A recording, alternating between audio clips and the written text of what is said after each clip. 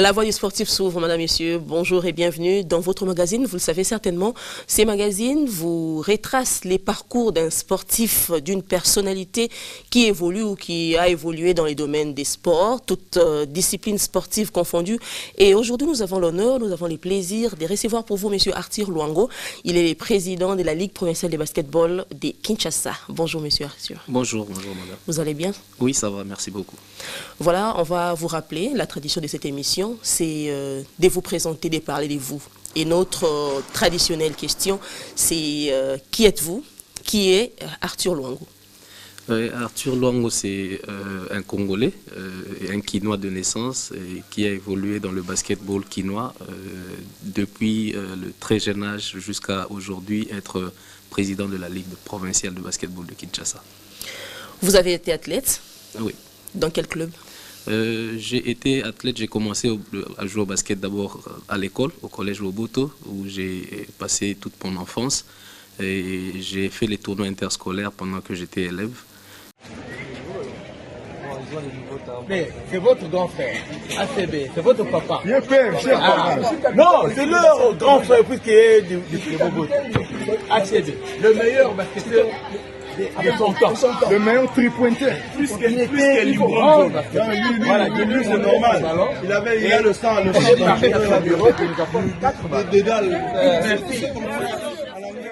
Et après, j'ai commencé le championnat avec le BC Kinolive en deuxième division, où j'ai passé 3 années avant de passer en première division chez Terreur pour un transfert, où je suis resté chez BC Terreur jusqu'à la fin de ma carrière à Kinshasa. Comment cela a commencé, vos débuts dans les basketballs? Je crois que j'étais comme tous les enfants, j'ai joué au foot, je jouais au basket et je faisais du judo. Mais le basketball m'a beaucoup plus accroché, déjà à l'école, parce que le talent du basket est ressorti un peu plus comparé aux autres amis avec qui je grandissais. Et au niveau de l'école, quand j'étais en deuxième année secondaire déjà, j'ai été sélectionné dans l'équipe du collège Wowoto. Okay. Et j'ai commencé à jouer, j'ai fait pratiquement 4 tournois interscolaires où à 2 reprises j'ai été champion interscolaire et meilleur joueur du tournoi. Et ça a attiré certains clubs aussi qui m'ont vu pendant les tournois interscolaires. À l'époque, c'était encore très médiatisé. Et à l'époque, l'OZRT était en train de suivre les matchs et enregistrer les matchs. Et ça a ouvert les portes pour le championnat en deuxième division, où j'ai joué pendant 3 années et j'ai perdu 3 finales de suite, parce que je voulais vraiment, j'avais déjà le niveau pour aller en première division, mais je voulais à tout prix qu'on puisse gagner un titre en deuxième division et faire monter mon équipe. J'ai eu des trophées individuels, mais je n'ai pas pu gagner de titre. Pendant 3 ans de suite, nous avons perdu en finale. Et c'est comme ça qu'il y a eu une forte pression pour que je puisse aller dans d'autres clubs. J'ai été présélectionné en équipe nationale junior à l'époque.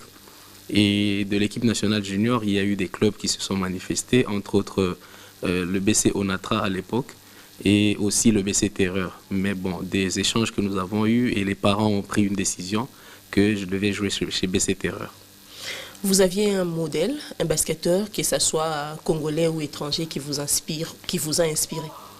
Oui, il y a toujours eu un modèle. Je crois qu'en étant très jeune, moi j'ai grandi un peu au centre-ville et déjà à l'époque, on était un peu en train de suivre. C'était une époque où le basket aux États-Unis était vraiment un peu au sommet avec les Magic Johnson et les autres.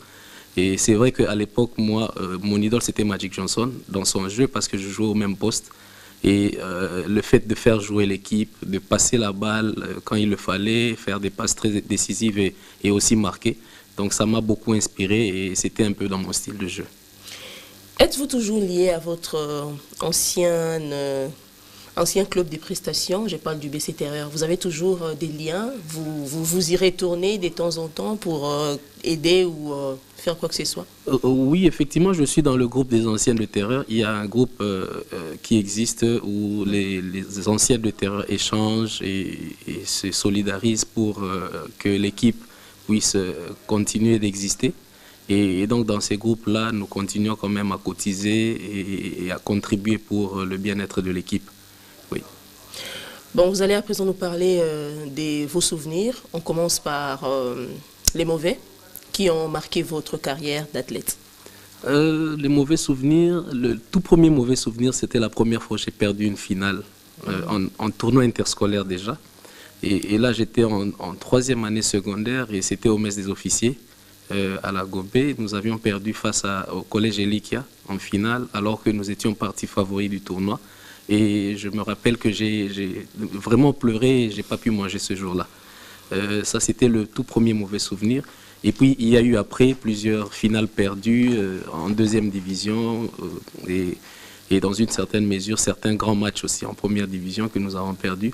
Et en demi-finale surtout, où on était quand même bien positionnés pour nous battre pour le titre de Kinshasa ou même de la Coupe du Zaïre à l'époque du Congo. Et les meilleurs souvenirs? Les meilleurs souvenirs, c'est des trophées individuels. J'ai été plusieurs fois meilleur marqueur et tripointeur en 2e division. En 1re division, les meilleurs souvenirs, c'est beaucoup plus l'esprit d'équipe et de vie de famille que nous avions connu dans Terreur quand j'étais athlète. Je crois que c'est une équipe qui m'a adopté et où je n'ai pas eu envie d'aller vers un autre club malgré qu'il y avait beaucoup de propositions. C'est parce que je me suis vraiment senti à la maison. Je n'étais pas un jeune de ce quartier-là parce que le basket club Terreur, c'était au départ un club des jeunes du quartier Imo Congo. Avant, on appelait le quartier 20 mai. Mais ils m'ont adopté, les supporters du club m'ont adopté et vraiment, je me suis senti vraiment en famille. Et aussi, comme bon souvenir, c'est aussi parfois les déplacements que nous avons eu à faire quand il fallait jouer les compétitions à l'extérieur. Et un autre souvenir que j'ai du basket, c'est quand j'avais déjà arrêté pratiquement à Kinshasa, mais je suis parti au Soudan du Sud et j'ai joué le championnat du Soudan du Sud et je suis allé représenter le Soudan du Sud dans un tournoi international à Kigali où j'ai rencontré certains anciens coéquipiers qui étaient venus soit comme coach, soit comme athlètes ou staff technique de certains clubs d'autres pays. Et des échanges, c'est toujours rester dans ce milieu-là, c'est toujours une joie. Aujourd'hui, vous êtes président de la Ligue provinciale de basketball de Kinshasa, la Ligue Probakin. Que pensez-vous réaliser que vous n'avez pas réalisé en tant qu'athlète? Il y a beaucoup de choses que je pense réaliser, des choses que je pense que nous étions en train de nous plaindre quand nous étions athlètes sur certaines conditions de jeu. Déjà, les terrains, la qualité de l'organisation de notre championnat, mais je crois que ça reste maintenant notre cheval de bataille. Nous sommes en train de nous battre pour que nous puissions avoir un championnat de qualité à un niveau acceptable et de rendre aussi le basket commercial. Je crois que nous avons joué, c'était juste par passion. On n'a jamais connu le lucre dans le basket, on n'a pas été payé. Et par contre, il y a des parents qui se plaignaient parfois parce que c'est eux qui dépensaient sur leurs enfants. Ils achètent les équipements, les paires de basket, mais vous les bousillez après 1 mois ou 2 mois parce que vous jouez au basket tous les jours. Et aujourd'hui, il faut quand même qu'on pense à faire évoluer cette discipline et que les jeunes puissent avoir les conditions meilleures. Et s'il vous faut faire une petite comparaison entre les baskets de votre époque et l'actuel basketball? Je crois que chacun dira toujours que son époque était meilleure, je pense. Mais c'est vrai que nous, quand on a joué, parfois on se disait que, parce qu'on a vu les plus vieux jouer, oui. On pouvait comparer et dire que vraiment ils étaient meilleurs que nous et que nous n'avions pas encore atteint leur niveau. Et le basketball quinois ou même congolais en général a connu une période de régression énorme. Mais je pense qu'avec le temps, le niveau est vraiment en train de remonter. Et ça, je vois que toutes les ligues et les ententes commencent quand même à prendre les choses un peu plus au sérieux. Et même les clubs commencent à se renforcer, à y mettre des moyens pour qu'il y ait de la qualité dans le jeu. Et cette régression est due à quoi selon vous? Je pense qu'il y a le plus grand souci, comme le souci qu'on a dans tous les sports au Congo, c'est vraiment la loi sportive qui n'aide pas. Il n'y a pas assez de moyens qu'on met dans le sport. Et le développement, l'accent sur le développement des jeunes athlètes n'est pas toujours considéré par les gouvernants.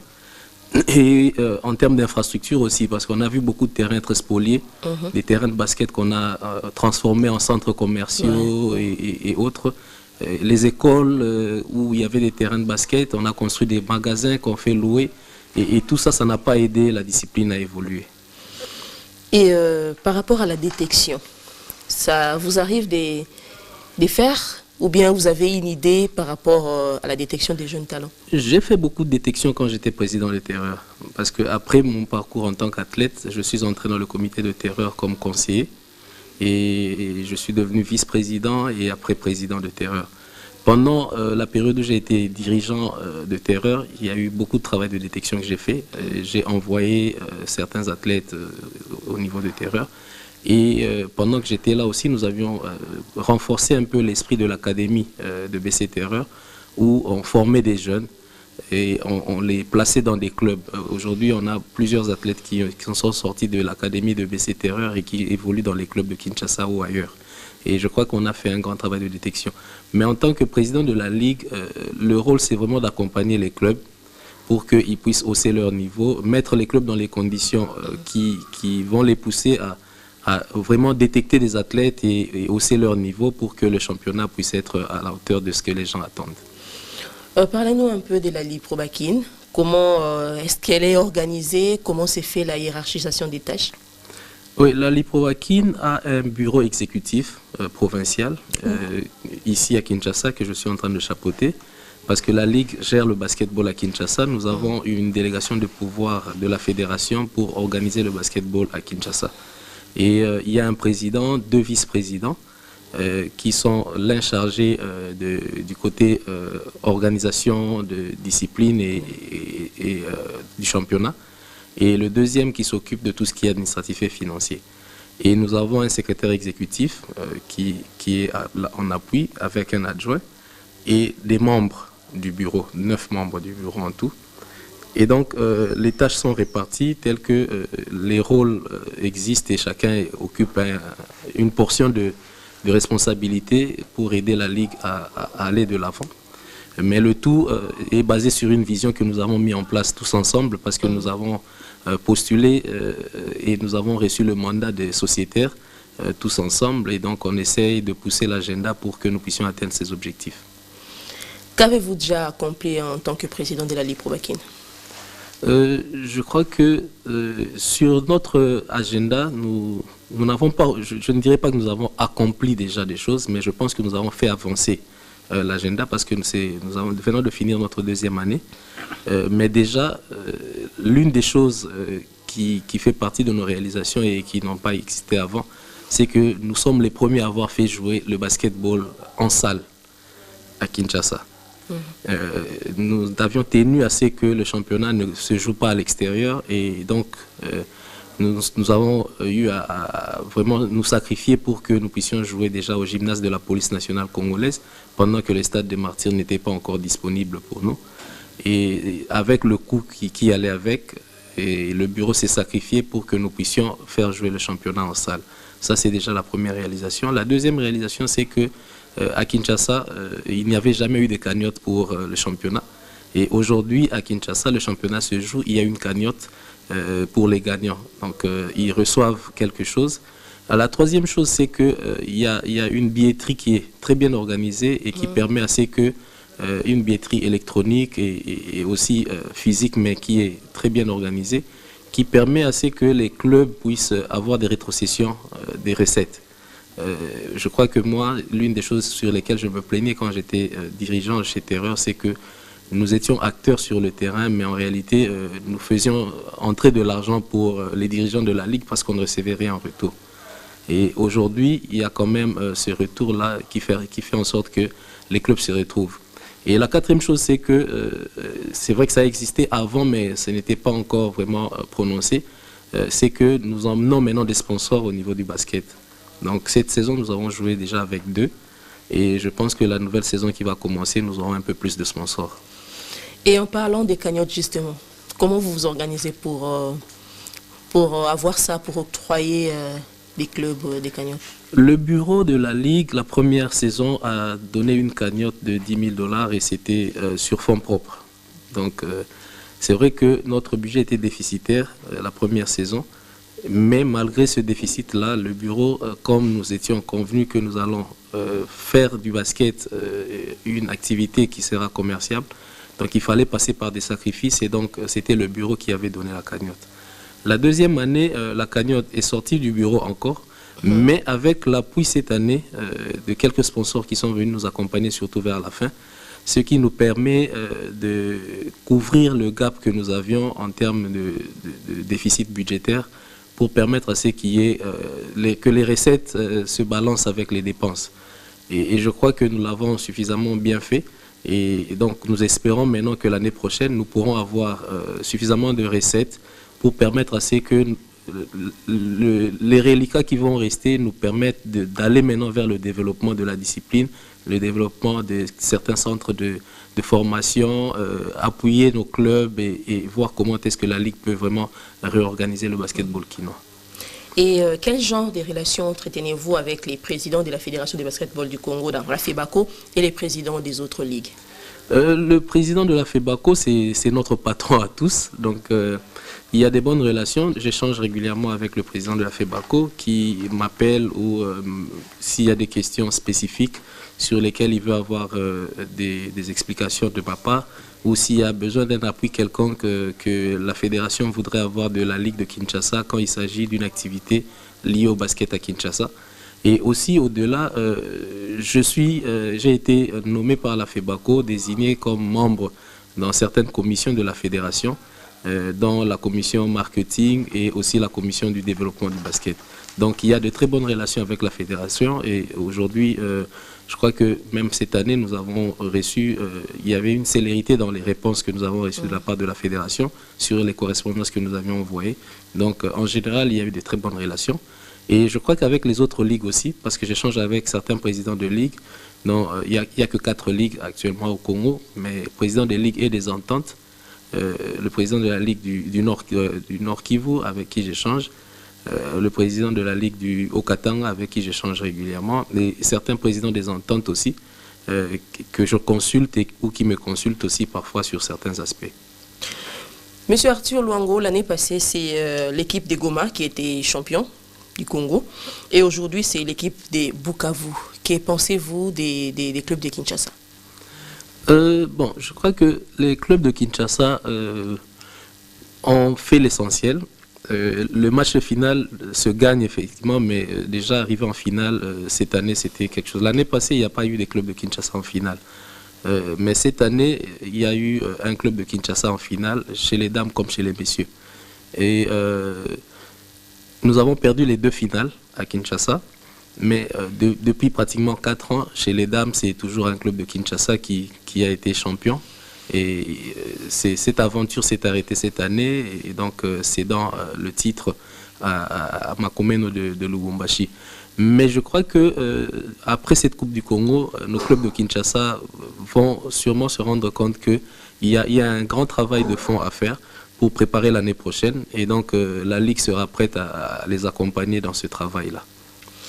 Et on a comme l'impression que les basketballs congolais, en général, stagnent un peu. Quelles sont les pistes de solutions, d'après vous, pour sortir cette discipline du gouffre, bon, si on peut le dire comme ça?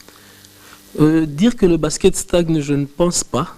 Ça veut dire que il y a eu des moments de gloire dans le basket, et très récemment, je crois que déjà au niveau local, nos clubs ici ont mis au niveau de l'équipe nationale des athlètes qui sont partis à l'Afro-Chan. Et nous étions champions en 2019 de l'Afro-Chan et nous avons joué la 3e place. Nous étions 3e en 2022, je pense, donc il n'y a pas très longtemps. Et chez les dames aussi, je crois qu'on est en train de fournir certains efforts pour relever le niveau. C'est là où un peu il y a eu beaucoup de dégradation. Mais chez les messieurs, nous avons de la qualité, nous avons du potentiel. Mais je crois que le gouvernement aussi devra accompagner parce que c'est les équipes nationales sont les bébés du gouvernement congolais et doivent être prises en charge comme il se doit. Et déjà que les gouvernants doivent sortir de cette casquette d'être seulement du côté du football, parce qu'on sait tous voir que le football prend tous les moyens quand il y a le besoin. Mais quand c'est d'autres disciplines, c'est quand même compliqué. Et ça, c'est déjà quelque chose qu'on doit améliorer. Mais aussi, je pense qu'il y a aussi un exercice énorme à faire en termes du développement du sport. Parce qu'aujourd'hui, la fédération doit organiser des cliniques de basket, la formation non seulement des athlètes, mais aussi et surtout des encadreurs sportifs. Parce que c'est eux qui viennent avec les bases, les rudiments qu'ils doivent transmettre aux jeunes pour qu'ils aient une carrière bien aguerrie. Et quel est le niveau actuel du championnat de Kinshasa? Au niveau national, je crois que c'est le meilleur championnat en termes de niveau, en termes d'organisation et en termes de niveau de jeu aussi. Et la preuve, c'est que Kinshasa est parti à la Coupe du Congo avec 7 représentants. Et sur le podium, on avait 4 sur 6. Donc ça veut dire que ça prouve à suffisance que le niveau des clubs de Kinshasa a été vraiment élevé au niveau de la Coupe du Congo. Et même en championnat, on sait voir qu'il n'y a plus beaucoup de petits clubs. Quand je dis petits clubs, ça veut dire que les équipes qui viennent et qui ne peuvent pas rivaliser avec certains grands noms. Mais aujourd'hui, on sait voir que les équipes peuvent venir et tenir tête aux grandes équipes. Donc ça prouve à suffisance que le niveau est en train de vraiment s'élever. Et les clubs sont en train de fournir beaucoup d'efforts pour être à la hauteur de ce championnat. Il y a combien de clubs chez les dames et chez les messieurs? Chez les messieurs, nous avions 20 clubs cette saison et chez les dames 13. Donc l'année prochaine, nous aurons 22 clubs chez les messieurs et nous aurons 15 chez les dames. Pensez-vous un jour diriger la fédération? C'est dans vos ambitions, non? Non, je ne suis pas encore dans cette optique. Je crois que même être à la Ligue, ce n'était pas dans mes ambitions avant. Donc l'appétit vient en mangeant. Et donc peut-être qu'un de ces 4, je vais commencer à y réfléchir et voir un peu plus loin encore. Mais pour le moment, j'ai encore un grand projet au niveau de la Ligue.